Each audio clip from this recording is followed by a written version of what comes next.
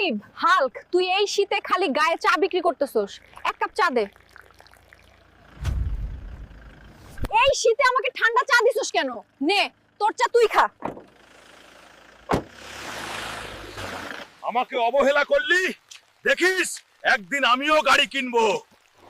যে এই পাটাতন ব্রিজের উপরে উঠাতে পারবে সরকার তাকে 20 কোটি টাকা দিবে। আমি পারবো।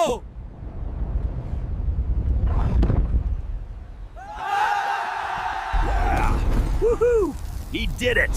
Amazing work, Red Hulk. আমি এই টাকা দিয়ে একদমই গাড়ি কিনবো।